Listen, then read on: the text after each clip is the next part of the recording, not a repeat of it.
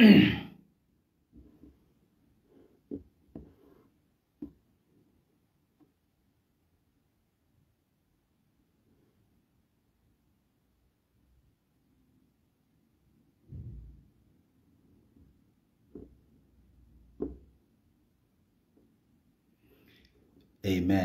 Amen. Praise the name of the Lord Jesus Christ.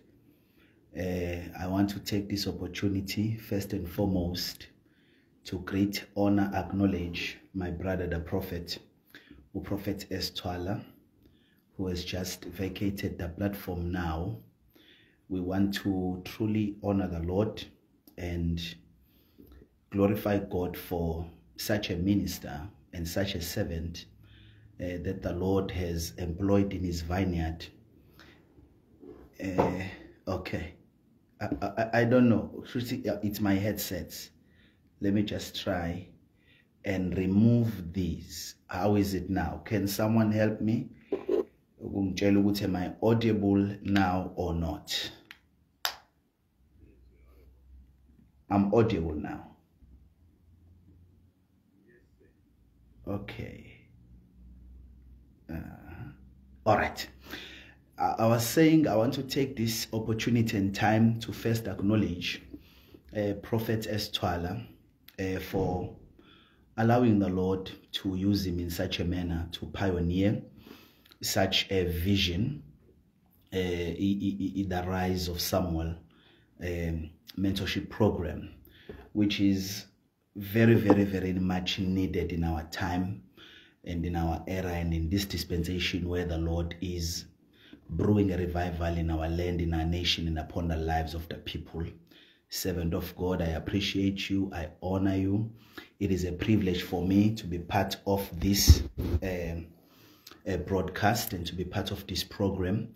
uNkulunkulu ayenza ngawe. I am so honored and I feel privileged. I want to thank you and thank your team as well for putting up together such a platform which is going to help and assist so much in the body of Christ, not only in the body, but the whole world at large, since we'll be discussing that topic today. I want to further greet the leadership, Yonke committee that is holding up the hands of the prophets of God, just like in the Old Testament, those people were with Moses, or Huri, they lifted up his hands in order for the work of God to go forward and for Israel to conquer in the battlefield. So I want to salute those people and encourage them to continue doing so, because in doing so there is a great reward. Hebrews chapter 6, God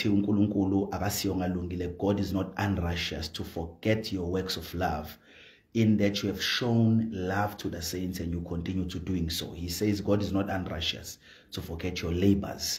So as we labor with the men of God, as we labor with the vision of a Rise of Samuel, his mentorship program, God is not unrighteous to forgive our labor, in that we have shown love to his name and we continue doing so.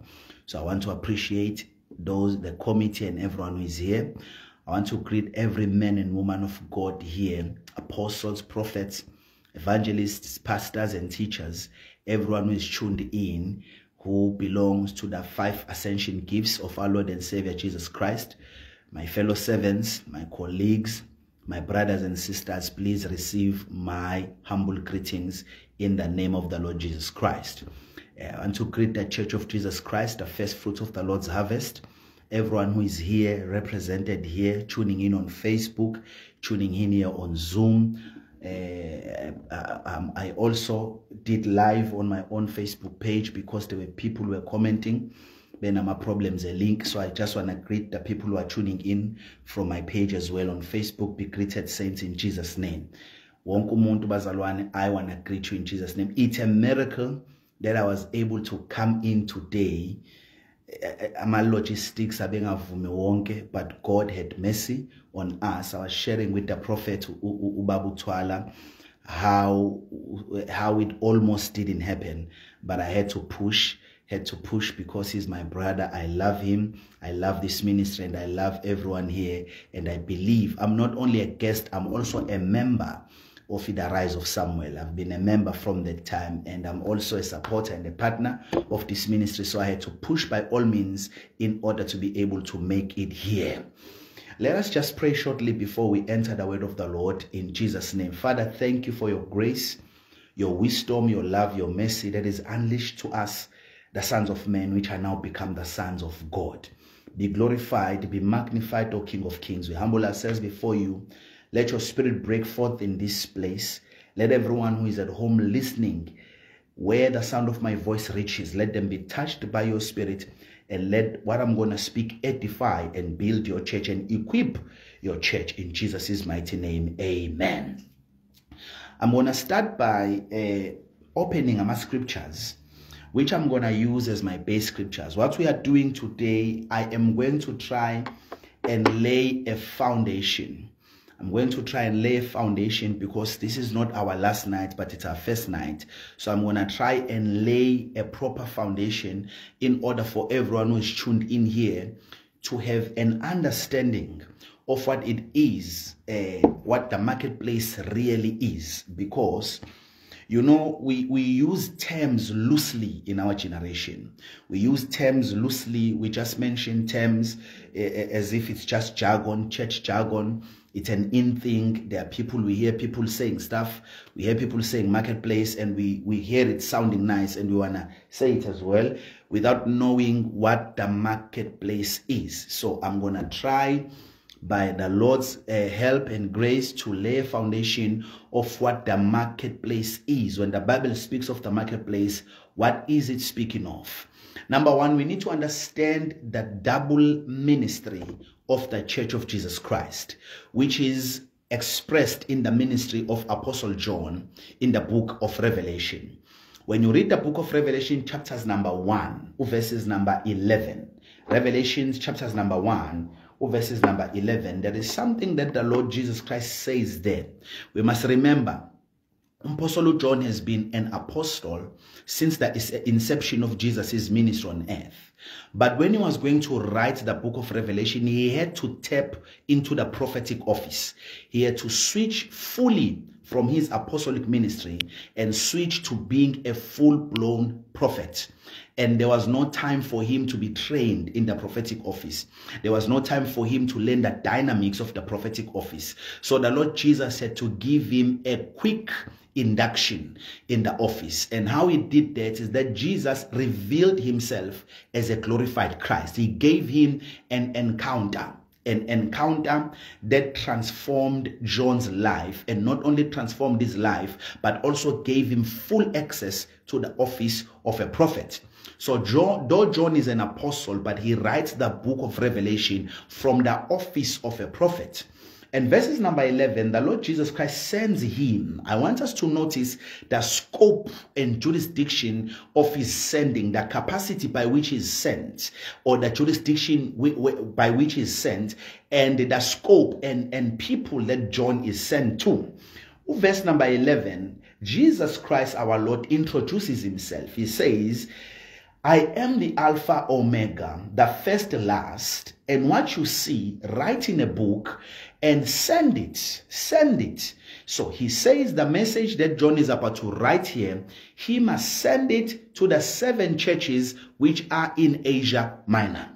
So these 7 churches represent what we call the body of Christ. These 7 churches are a representation of what we call the body of Christ. That is why here you will find that he only named 7 churches: Ephesus, Smyrna, Pergamos, Thyatira, Sardis, Philadelphia, and Laodicea. He doesn't name Corinth. He doesn't name Colossae. He doesn't name the other churches, because the purpose here is not to write a letter to each specific church, but it is to bring or to factor in a message that goes out to the body of Christ. So these 7 churches are a representation of 4 church walls. They're a representation of my church. They're a representation of your church. They're a representation of everybody's church.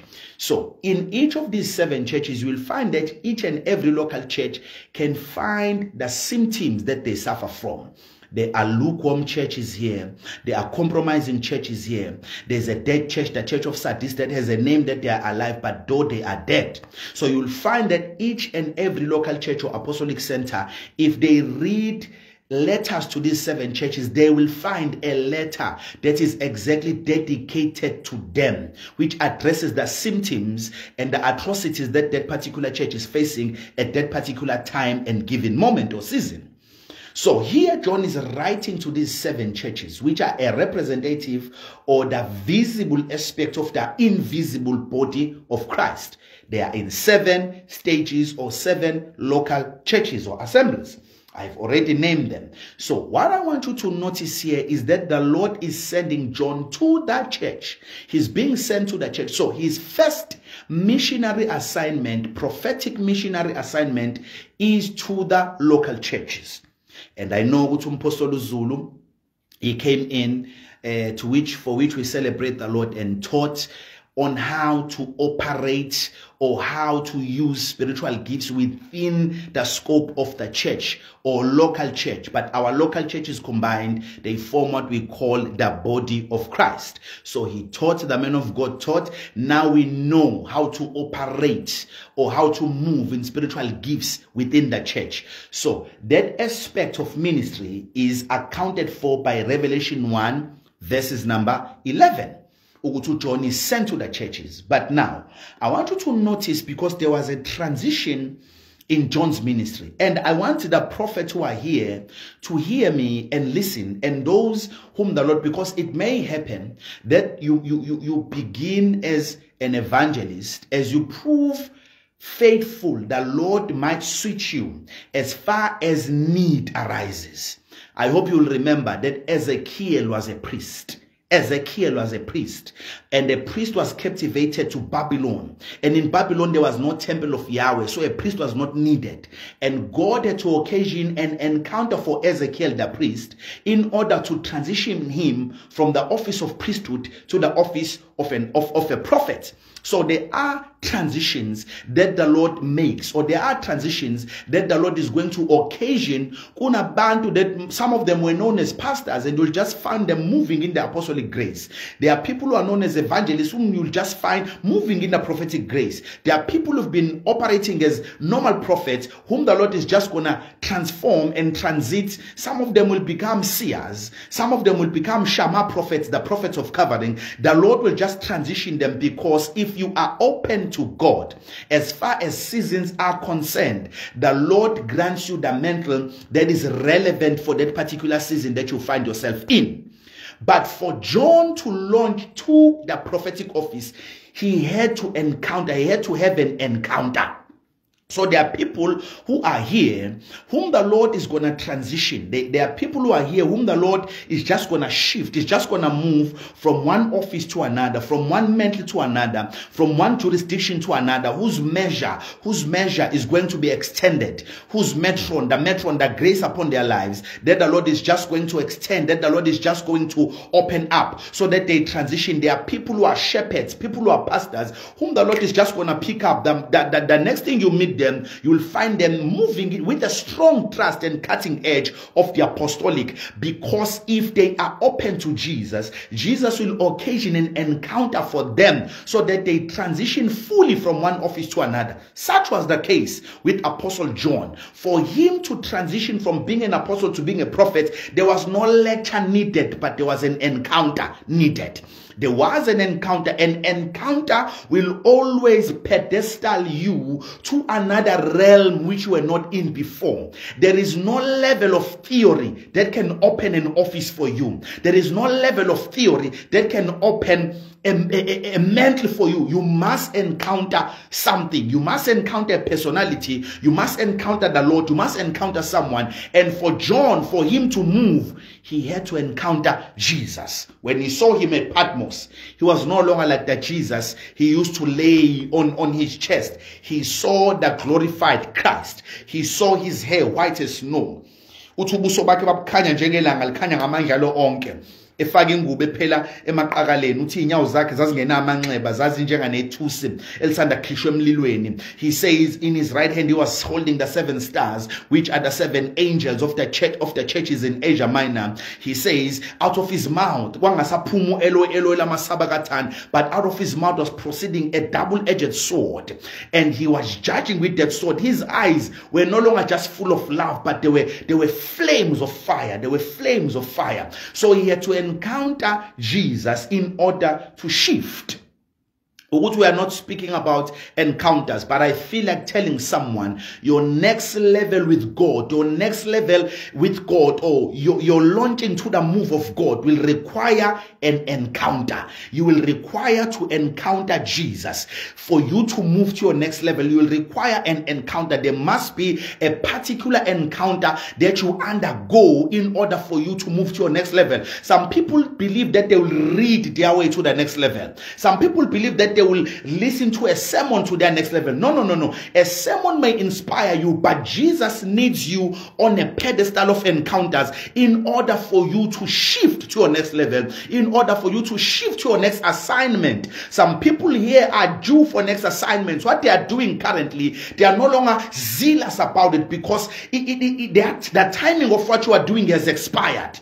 The timing of what they are doing is expired. Forgive me, Bazaron. I'm in the company of prophets, and that same spirit will just come upon me, and I'll just release words as the spirit leads. There are people here whose assignments have expired. The timing of their assignments have expired, but they are continuing doing those things religiously. They are doing them traditionally because they don't know that they are due for a next assignment. It will take an encounter. No book will launch you to a next assignment. No preaching will launch you to a next assignment. A preaching can inspire you to pray, but an encounter is going to launch you to your next assignment. I know I'm speaking to someone here whom the Holy Spirit is bearing witness in their hearts that you are indeed due for your next assignment. There is a task that is hanging over your head. There is an assignment that is hanging over your head, but you just don't know. You are just dissatisfied with what you are currently doing. You are just dissatisfied with what you've been doing for the Lord. You were on fire for it or by it or in it, but you just lost zeal. You lost interest in what you were doing for the Lord. I'm sent by the Lord to tell you that begin seeking God for an encounter, because there is an encounter that you are due for. Paul in Acts 17 said, God made all nations of one blood. And he said, he placed the boundaries of their habitations and the times of their visitations. There is a time that God has appointed for you where he's going to visit you. For some of you, your time of visitation is this month. For some of you, your time of visitation is tonight. Some of you, your time of visitation is next month. But that visitation is going to orchestrate, is going to push you to your next level of ministry. It's going to push you to your next task. It's going to push you to your next assignment. But it's just going to propel you by revival fires so that you move to the next assignment which the Lord has ordained for you. Now, I want us to see John. He is now ministering within the scope of the church, within the 4 walls. He ministers to Ephesus. He ministers to Smyrna. He ministers to Laodicea. He ministers to Philadelphia. But now, after he's done ministering to these churches, there is something that happens to him. Because God now wanted to send him beyond the 4 walls. He wanted to send him outside the 4 walls. And now we are going to go and look at Revelation chapters number 10. Revelation chapters number 10. Oh my God. Oh my God. Revelation chapters number 10. Revelation chapters number 10 opens with a very robust visitation. Revelation 10 opens with an encounter. John again has an encounter. And this encounter here pedestals him to the second phase of his ministry. For those who are writing down, I'm speaking on 2 phases of the ministry of the body of Christ. The first phase, I'm using John as our template. The first phase is ministry to the body. Ministry within the four walls. We shouldn't be so caught up with ministry to the marketplace that we neglect ministry to within the four walls. Yes, the four walls are not our limitation, but the four walls are our launching pad. We launch from within the four walls. So John began in the four walls, and then God now sent him outside. Let's see what happens. In Revelation 10 verse 1, John says he saw a mighty angel. This angel was mighty, a powerful messenger from heaven. Oh my God. He says his feet were like pillars of fire. And he had one foot on the sea, another foot he had it on the ground, and he lifted up his hand and began to sow an oath by him that liveth forever. And he began roaring like a lion. And when he roared, 7 thunders uttered voices. And John says, I was about to write what the 7 thunders uttered, but a voice came from heaven saying, John, seal up those things which the 7 thunders uttered, and do not write them down. And a voice said to him, go to that angel, because this angel was carrying a little scroll in his hand. So the voice from heaven said to John, go to the angel and take that scroll and eat up that scroll. Verse number 9, chapter 10, Revelation. Now John says, so I went to the angel and said to him, give me the scroll or the little book. And he said to me, take and eat it. And it will make your stomach bitter, but it will be sweet as honey in your mouth. Verses number 10, he says, then I took the little book out of the angel's hand and ate it. And it was as sweet as honey in my mouth. But when I had eaten it, my stomach became bitter. Verses number 11, the angel says to John now. The angel speaks to John now. He says to him, you must prophesy again. The key word to this verse is the term again. Again. Why is the angel saying again? Because John has been prophesying, but within the four walls. So now this is a change of assignment. This is an increase of scope. It is now a stretching out of jurisdiction. So the angel says to him, you will prophesy again. This again doesn't mean he's going to receive a new prophecy. It means he's going to now prophesy on a new base altogether. Look at his scope now. Remember his scope in Revelation 1:11. His scope was the 7 churches of Asia Minor. Now his scope is redefined here in verses number 11, chapters number 10. And he said to me, you must prophesy again to many people, to nations, to tongues and kings. So from the 7 churches of Asia Minor to peoples, nations, tongues and kings. So now he's giving the same prophetic ministry, but now to a new group of people. Which is this new group of people? It is beyond the church walls.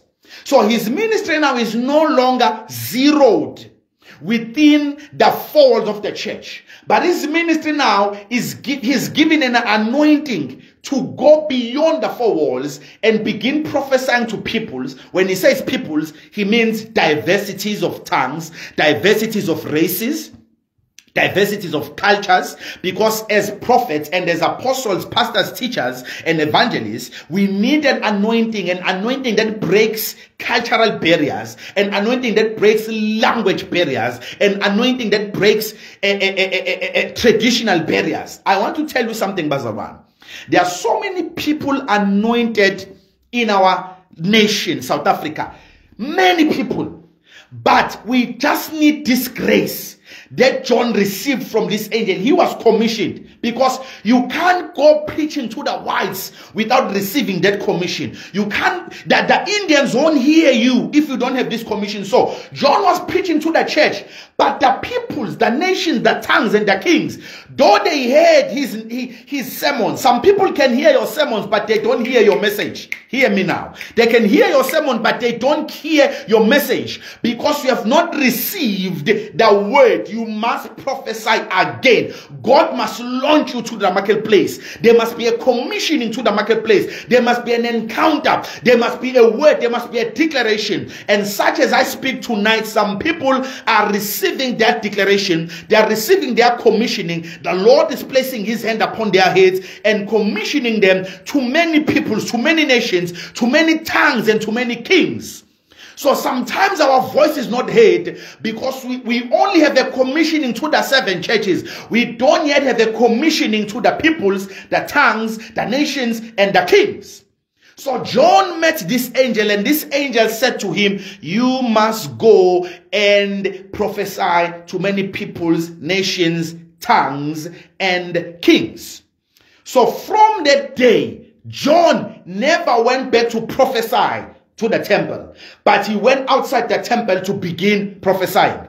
Now, let's read Revelation chapters number 11 so that we see why God sends John outside the 4 walls. Why God is sending John outside the 4 walls. In Revelation chapters number 11 from verses number 1.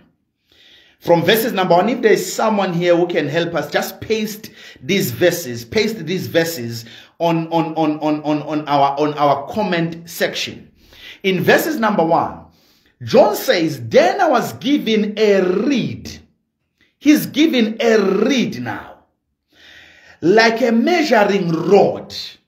Now, whenever you see an angel carrying a measuring reed, like in Ezekiel chapters number 47, the Millennium Temple, you'll see that there's an angel. A measuring reed today is a measuring tape.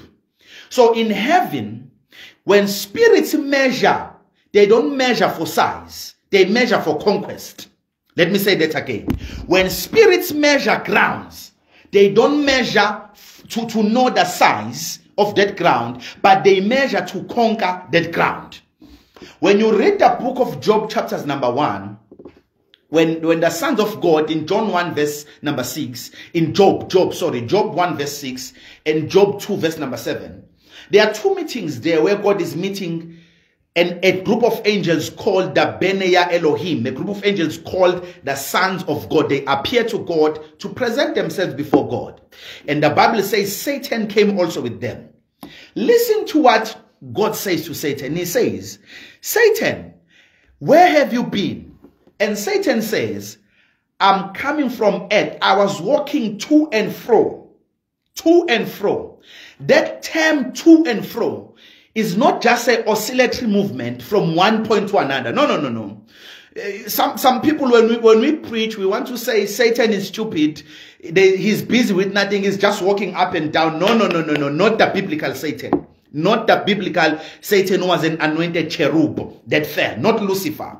That term walking to and fro, it has a meaning behind it. Because cherubs are also priestly angels. Remember what God said to Joshua about the feet of the priests. He said to Joshua, Moses had an anointing on the rod, but your anointing and the priest's anointing is going to be on the feet. Whatever ground where you place your feet, you have conquered it. And old people in olden days, how they measured ground is that they walked on ground. Like we measure today, we know which 1 step is equal to 1 meter, 2 steps is equivalent to 2 meters. So in olden days, that is how they measured. They will walk and pace the land. And whatever land you walk on, that land you have conquered. So feet were used as measuring reeds. Feet were used as measuring rods because there were no measurement tapes.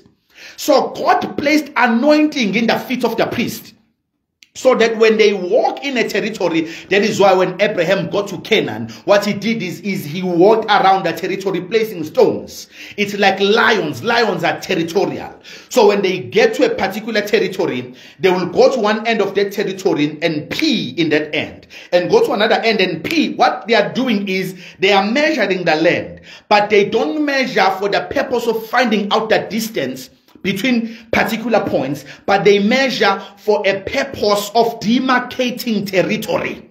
They are demarcating territory and claiming it as their own. So when Lucifer said, I've been walking up and down, he was not just walking aimlessly, but Lucifer was conquering territories. But there was a territory that he couldn't conquer. It was the land of Uz. Because when he got to that land, the land was already measured. There was a priest there by the name of Job who had already walked to and fro in the land of Uz. So that land was now marked for God. Oh my God. That land was now demarcated for God. So when Lucifer got to Uz, he couldn't walk to and fro in Uz. He couldn't walk to and fro in the land of Uz because a priest had already been there. It is God's purpose, and I pray today that God, you may recognize the anointing that God has placed upon your life, and that you may walk to and fro in territories, that you may walk to and fro wherever you work. Whether you have a business, whether you work in the government, wherever the Lord has placed you, may you be granted a grace in your feet to walk to and fro, not for the purpose of measuring the land for distance, but for the purpose of conquering ground. Now, when John says here, he saw one, he was given a reed like a measuring rod. I want us to have a territorial mindset. John is given a reed to measure for territorial conquest purposes. He's not giving a reed to measure. God knows distance in heaven. Why would he send someone to measure? He knows all distance. But he's sending someone to measure because though the earth is the Lord's and the fullness thereof, the earth is the Lord's and the fullness thereof, but there are territories where when the Lord comes, the gates shut for him. You see, the earth is his, but kunayindawo athi mayekuzona funa sikhomanda amagate ukuthi avule ngoba indlela lezo ndawo esezicorrupt ngayo sezaba blinded to see the King of Glory. So there are heralders that must go ahead in those territories and tell the gates ukuthi open up ye gates, let this King of Glory enter. Don't even try to wage war with him because he's terrible and valiant and he's terrible in battle. So he must now be given a measuring reed to go and measure this land. Now look at this. He says, I was given a reed like a measuring rod, and the angel stood saying, rise and measure the temple of God. I want to show you something here, and I'm about to close. The angel now says to him, rise and measure the temple of God. So the first object that John must measure is the temple of God. That's number one. Number two, he must measure the altar. Oh, bazalwane bam. He must measure the altar. Why is he beginning with the temple and the altar? Because God intends to conquer the marketplace from the temple and the altar. He intends to conquer the marketplace using the people from the temple and from the altar. There is no marketplace conquest without the temple and the altar. The temple is God's throne. The church is God's throne. The four walls are God's throne. But he intends from there to launch to the cities. He intends from there to launch to families. He intends from there to launch to the government. He intends from there to launch to businesses. He intends to launch from the temple and from the altar. So if you don't have an altar and you are not building an altar, if you have not measured your altar, you are not fit for the marketplace. If you have not measured your altar, respectfully speaking, you are not fit for the marketplace because the measurement begins with the altar. The measurement begins with the temple. So the people who are going to conquer and who are going to be effective in using their giftings in the marketplace are people who proceed from the altar, are people who proceed from the temple. If you don't proceed, you can't proceed from a nightclub and think you're going to conquer the marketplace. No. You can't proceed from the altar of greed and think you are going to conquer the marketplace. You can't proceed from the altar of Molech, the altar of Baal, the altar of lust and immorality and think you are going to conquer the marketplace. You must proceed from the holy temple and you must proceed from the holy altar in order for you to have an impact. You must have already measured the altar and conquered that place. You must have already measured the temple and conquered that place before you even conquer outside. Now he says, rise and measure the temple of God, measure the altar and those who worship there. So he measures them. Now look at verse 2. This is very painful. Verse 2 is very painful because verse 2 says, but do not measure the court which is outside the temple. Do not measure the court which is outside the temple. Now this is something worth pondering on. Why will God say John must measure and conquer the altar and the temple, but not measure the court which is outside the temple one? He says, do not measure it. And this is what he says. For it has been given to the Gentiles. I'm about to close. It has been given to the Gentiles. It doesn't say that Gentiles have taken it. No. It says it has been given. That word given has a connotation of surrendered. So God says, the only place I rule in, remember, this is Jerusalem. And God says the only place that you can measure, which is mine, is the temple, the altar, and the people who worship therein. But outside the four walls, that place has not been conquered. It has been given to the heathens.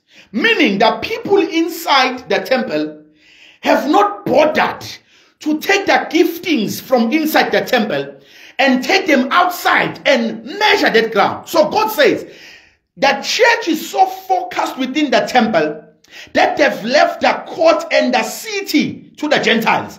The Gentiles are treading the city. Oh my God, oh my God, oh my God. Families are given to Satan. Businesses are given to Satan. Media is given to Satan. Education is given to Satan. Art and entertainment is given to Satan. Family is given to Satan. Religion is given to Satan. So God says to John, the only thing that I have confidence that has been conquered, the only thing that you can measure as belonging to me is the altar, the temple, and the people that worship in it. But don't go beyond. Oh, may it not be our case in our days. May it not be the case in our days. May that not be our portion. May we conquer the holy temple. May we conquer the altar. May we measure the people who are inside the altar. But may we also measure the outer court. May we also measure the city. We want everything for God. We want everything for God. We don't want where we have not measured, the place that we have not measured for God. We must have measured for God each and every place, because the earth is the Lord's and the fullness thereof. So you'll find that most believers are so effective within the church, which is good, which is powerful. They are so effective within the church. They are so powerful within the church, but they are not effective in the outer courts. They are not effective in the marketplace. They are not effective outside the church walls. And so that place is given. Namazwi akhulunywa inkosi uJesu. Kunamazwi akhulunywa inkosi uJesu uthi uJesu, the sons of darkness are wiser than the sons of light. He says the sons of darkness are wiser than the sons of light. And then he says, be ye wise as serpents. Be wise as serpents, but be gentle as doves. Be wise as serpents and be gentle as doves. Do you know that a serpent never digs a hole, but is never without a hole? A snake never digs a hole, but a snake is never without a hole. He uses craftiness, he uses his shrewdness, he uses his wisdom to take that hole. So a snake is a territorial reptile. He allows other people to build and he just walks into holes. He walks into holes. He's never with, and Jesus says we must be wise. Remember how a serpent walked into the garden and took a kingdom in a conversation that lasted about 2 minutes.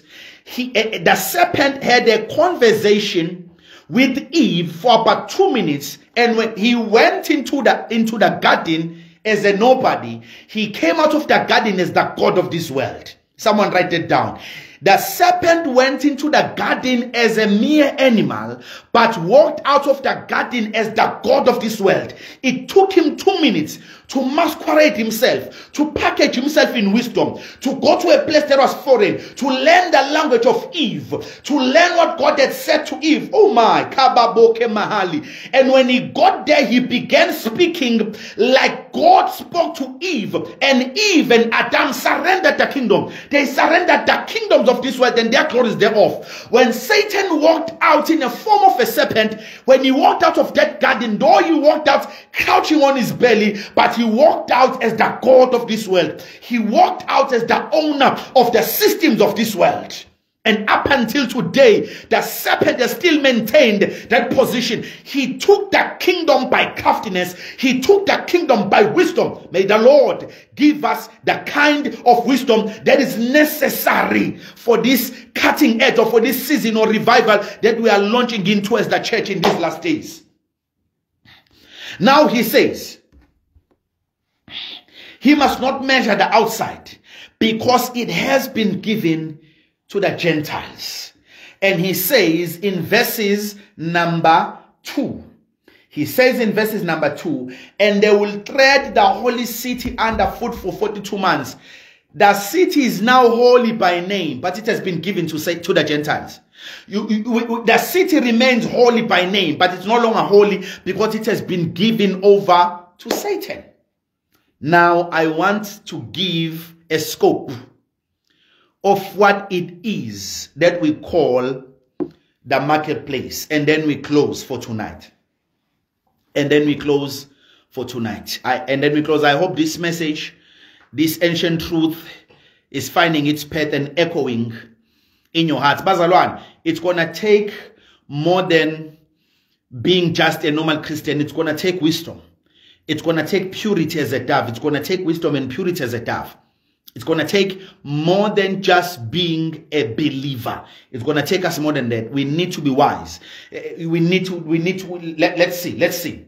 Now, what is the marketplace? What is the marketplace? The marketplace is another term that we use to define what the Bible calls the world. So what the Bible calls the world is actually the marketplace. The world is cosmos, arrangement. Ingakho lithi iBhayibheli ningalingisi lelizwe. Alisho ukuthi ningawulingisi lomhlaba. Lithi do not conform to this world, not to this earth. The earth and world are two different things. The earth is the hardware, but the world is the software. People who do IT will understand. Like right now, I have a phone which is the hardware, that device. That device is the hardware. But I can't use that phone if there's no software installed in it. It's just a case.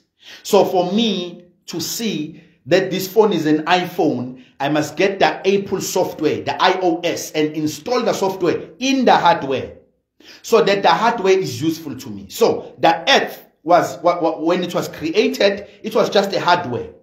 When God sent Adam to the earth, Adam was an IT specialist.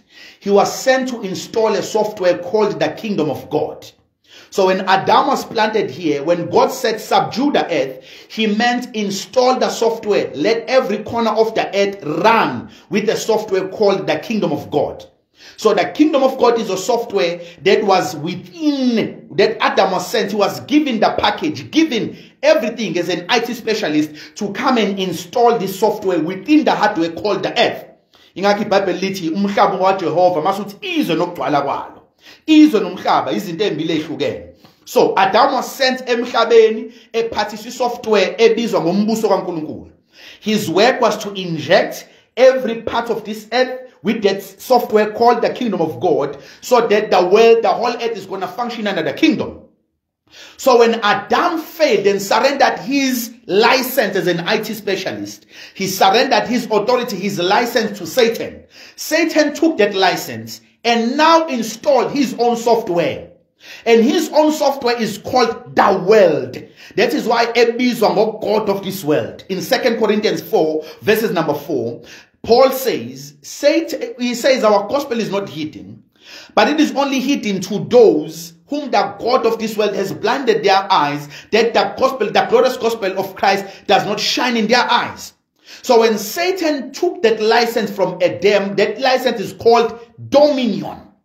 When he took the license, dominion or clearance, he took a clearance, a license that cleared Adam to install this software on earth. He took it. Adam surrendered it. So Satan took it and began installing his own software. He installed the software in one part, because I'm going to show you the marketplace divided into 7 segments. The world is divided into 7 segments. When we come back next week, I'm going to show you how it began. Who founded the world? who was used, about Cain, about Nimrod, they were ones who were installing this software. Umubona, men who are gay, parading proudfully on social media, parading pridefully on TV, you must know that those are IT specialists which have been designated by Satan to install a particular software in the upcoming generations. When you see education being flawed, when you see kids being taught at school that we came from baboons, you must know those people who are responsible for setting syllabuses, for setting in terms of Fundo Ekoleni, they are IT specialists ordained by Satan to install a software called the world in the lives of upcoming generations. So there are many dominion agents. There are many dominion agents.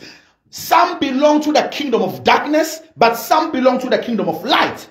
So when Jesus came and died on the cross, he died so that he can relicense mankind.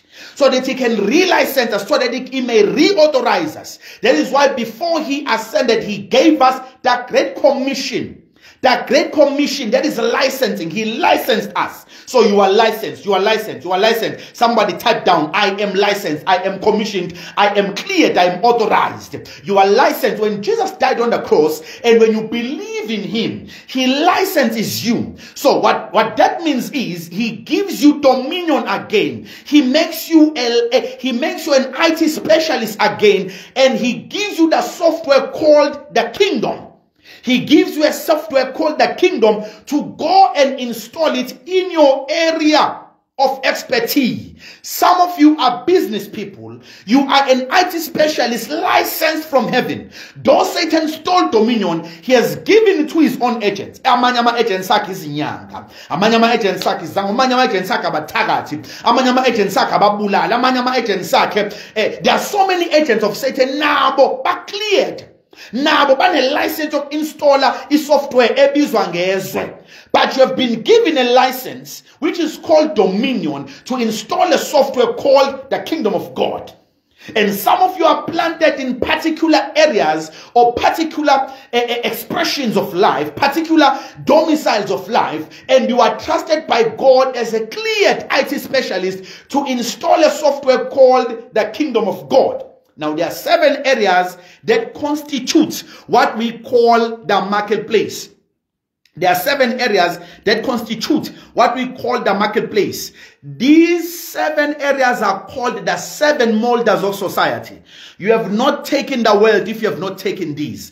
You have not influenced the world if you have not influenced these. And we are sent to these to influence them through the giftings of the Holy Spirit. I'm going to name them just now. I just want to give time and preparation for those who are going to write down. The first segment, they are called the 7 mountains. They are called the 7 mountains. They are called the 7 mountains. These 7 mountains are called 7 molders of society. There is no one on earth who is not at least in one of these. Some of you here, you are in 3 mountains. Some of you here are in 4 mountains. Some of you here are in all mountains, 7 mountains. So I'm going to name them. I'm going to name 7 of them. They are called molders of society. Molders of society. Now let us go and see. The first one is the government or politics. The government or politics. This is the government that makes laws that govern, the laws govern even the church. I don't have time to take you back to COVID and show you how we are not an independent entity. How if we don't infiltrate that place of politics, though we think we have power, we will be shown that we don't have power very soon. Because we saw during COVID that we don't have power. We call ourselves in non-profit organizations. We call ourselves non-government organizations, but the government has power over us. He shut churches for years. So, government that is why we need to infiltrate that mountain. So the second one is finance or business. It's a mountain where mammon rules, a mountain of money, where you'll find greed here, you'll find unbalanced management of funds, and economic systems that perpetuate poverty, like capitalism, they come from finance and business. People that can change the world is not government, it's business people. It's people who are in the mountain of finance, because money answers all things. We'll speak about that next week to show you that people who handle finance are more powerful than government. That is why the world is run by 13 families, rich families. South Africa is run by families, not run by politics. It's run by families because they have power, they have money. Money is power, and money is an answer to all things. So, the power to bring change is there in the finance and business sector. The power to bring change is not with the government only, but it's there. The greater percentage of change lies within the finance mountain. So the third one is media. Media. That is your news. That is your social media. As we are here on social media right now, as I'm speaking, I'm standing on a mountain. I'm standing on a mountain. There are some media, bafuinyanga nazo they are infiltrator with media. It's different. They are all going there because kumbula ma IT specialists lawa ayo installer funuk installer. Now we must be present in the media mountain to install our software called the Kingdom of God. So you'll find false reporting, you'll find spreading terror and fear and hatred. Social media platforms, you'll find spread xenophobia, you'll find spread racism, you'll find spread tribalism, spread hatred, spread immoyetism. Most people today who are what they are, they saw it on TV. There was a show, a series that was airing on TV called Yizo Yizo. I remember by my hometown, Ashdown, there's a school there, the school went upside down because of the influence of Yizo Yizo. Students were stabbing teachers. The people were raping one another. It was a terror. It was a terror until there was a political intervention, if I remember accurately, so that that situation will cease. The only thing that Satan did was to capture media. When he captured media, he infiltrated the people with a murdering spirit, a raping spirit. He infiltrated. He didn't have to open a church. He just took over TV. So the third one is media. It's the marketplace. It's media. The fourth one is education. The fourth one is education. This mountain is an anti-God mountain now. It teaches evolution. This teaching of evolution was also absorbed into the SA curriculum after 1994. Despite religious differences, biblical studies were removed and prayers were removed from schools. So you see, the removal of prayers from schools is ama IT specialist ka Satan a install software anti-prayer. It's not coincidence. There are two seeds on earth. It's the sons of light and the sons of darkness. Both of them are carrying dominion, and both of them are carrying softwares. The sons of darkness are carrying the software called the world. The sons of light are carrying a software called the Kingdom of God. Education. Now we are taught sex education. You are not forced to be a boy. Even though you are in a body of a boy, but you are not forced. You can still choose your gender when you are old. We need believers in that mountain. We need believers in that mountain who are going to teach people the accurate way. We need believers who are going to go there and challenge the curriculum. The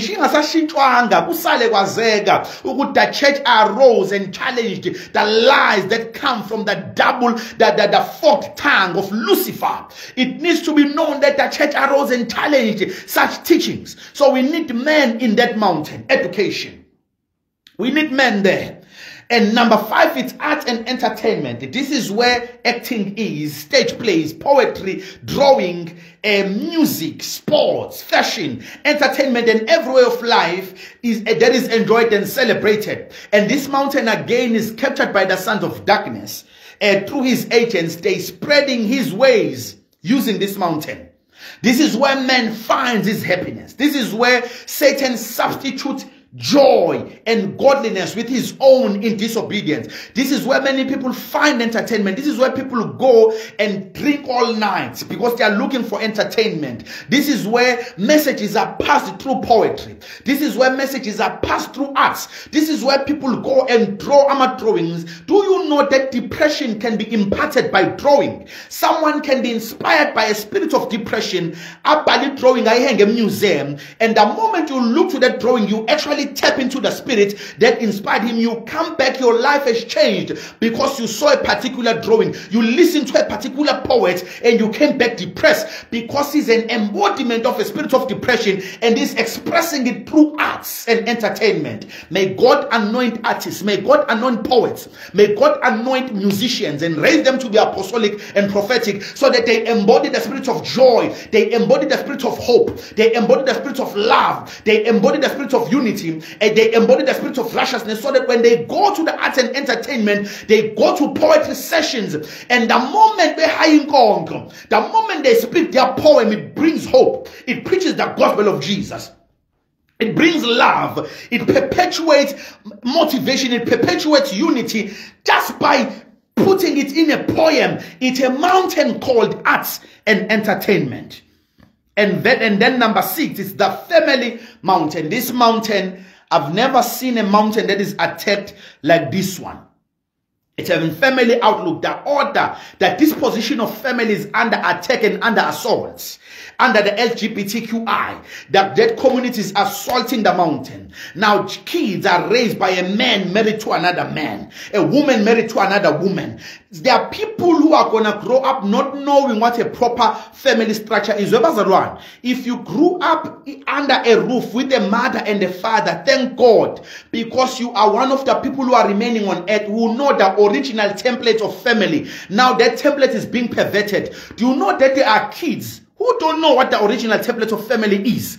Because when they grew up with a father and a father, or a mother and a mother. And so they were taught that this is how it is. You choose which family structure it is. So we who grew up under one family structure, the original template that God designed, we are favored by God. We are graced by God. And we must preserve that structure by all means. Divorce is all over. My God, may God help us. Separations are all over. Fights are all over. Spouses are killing one another for money. The family mountain is perverted. Abantu bayazalisa bashiye kanjalo. Umntwana khuliswe a single parent. They don't know the father's love, father's correction, father's guidance. They don't know the mother's love. It's a perverted family structure, and you find it also in believers. Bashata lo bathola abantwana noma bangashadi bakipite bekholwa besindiswa bathola abantwana under that setup. And when a child grows up, ngisho ungathandaza kanjani, but you have not painted the accurate family structure to the child. So we are not only called to preach by word of mouth, we are also called to preach by organizing intact and formidable family structures that are intact, so that we also preach we also preach structures as a family, so that when our kids grow up, they see dad kissing mom.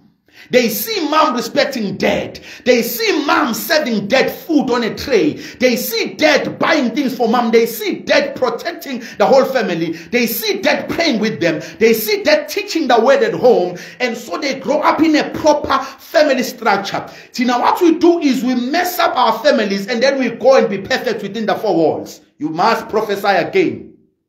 You must prophesy again, not only to the 4 walls. You must prophesy again to peoples, to nations, to tongues, and to kings. Let us go and prophesy upon our own families. Let us raise proper family structures, because that is where everything begins. So you can find but our families are messed up. Our businesses are bribing. They are not complying with tax. But we sing rap music, we curse.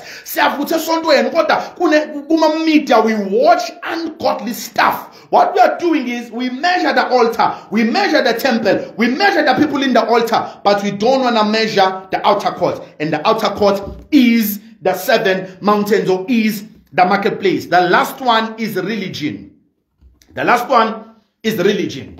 The last mountain is religion. Satan is pushing religious philosophies as education in governmental systems.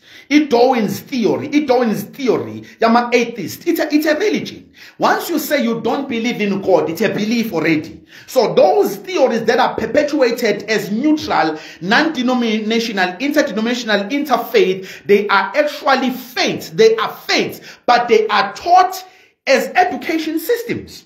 So they push it as an education a philosophy. In North Africa is submerged under a hard wave of Muslim society that are taking over nations and governing them.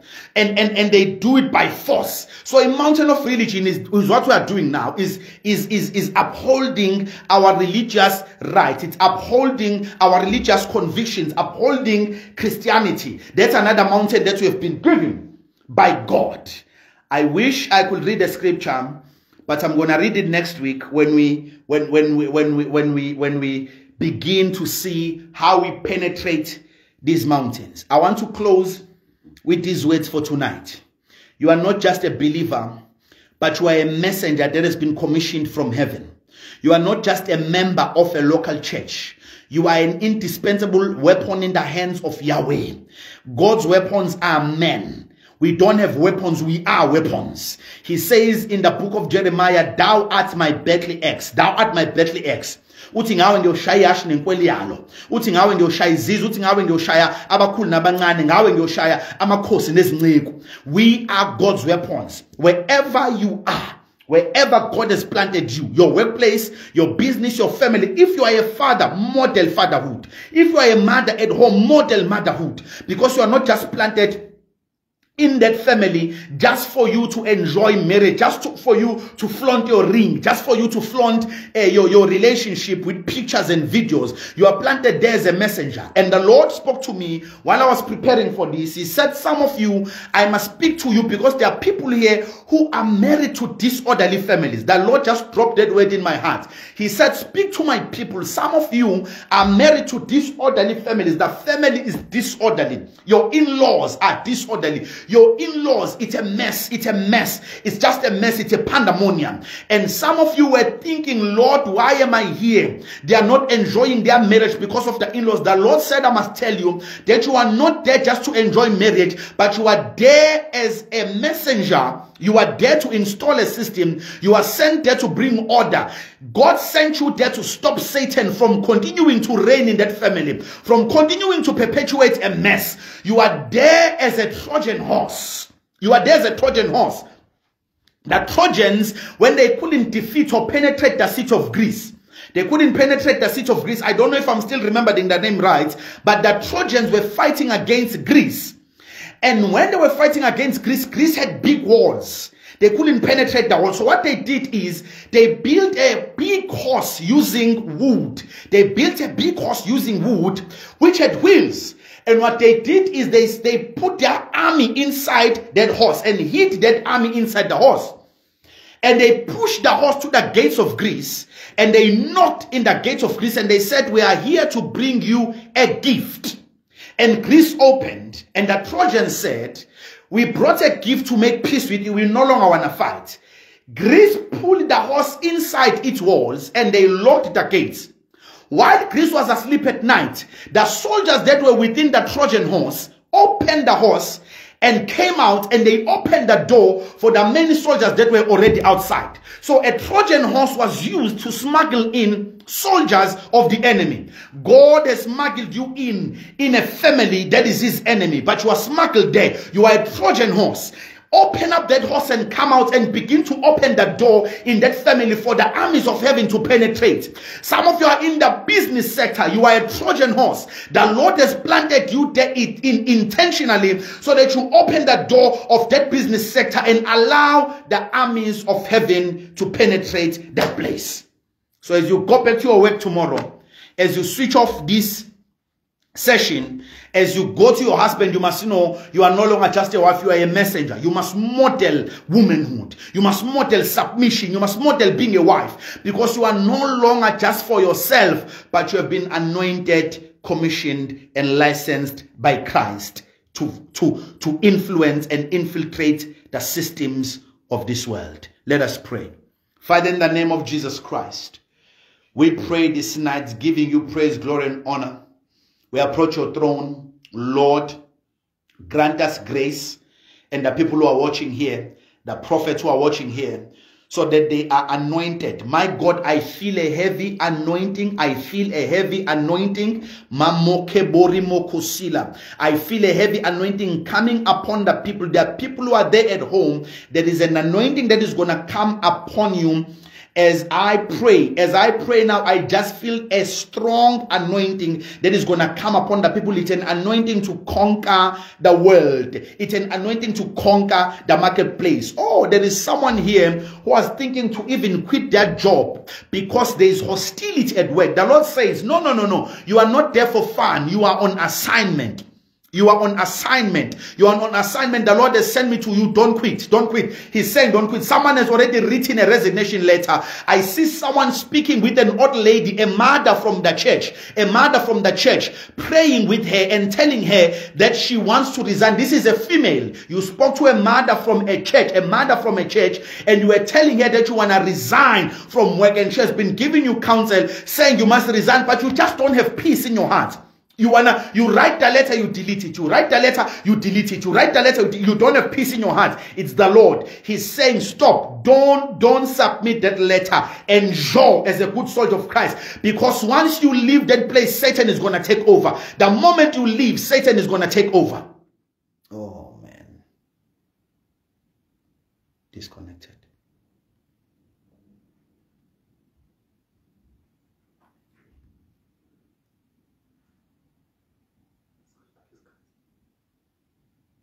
Bazalwane, I'm not sure what's happening. Okay, I'm here. Thank you. So sorry about that. So I'm seeing this lady speaking to this mother. The Lord says to you, do not resign. It is not his will. Do not resign. I don't know where you are, but the Lord is sending me to you. He's saying, do not resign, because if you leave that workplace, Satan is going to take over. Satan wants to take out the godly seed, but you are left as a Josiah. You are left as a Josiah. You have been hidden as a Josiah, so that when Athaliah has taken out all the royal seed, you will be anointed as king. The Lord is going to raise you from that pedestal of your workplace. That is where the Lord is going to raise you, because I see you were suffering from so much pain, so much atrocity, so much hostility at work, crying every night. The Lord says, be strong and courageous. Be strong and courageous, and go back there and represent God. Go back there and shield by the shield of faith everything that Satan wants to do, because you are there as the salt of the world and as the light of the earth. You are sent there as the light. Do not resign in the name of the Lord Jesus Christ. Lord, I give you praise, glory, and honor belongs unto you in the name of Jesus Christ. Bazalwane, we are going to meet next week again. Man of God, prophet, thank you so much, Prophet Estwala, for this opportunity. May the Lord bless you all.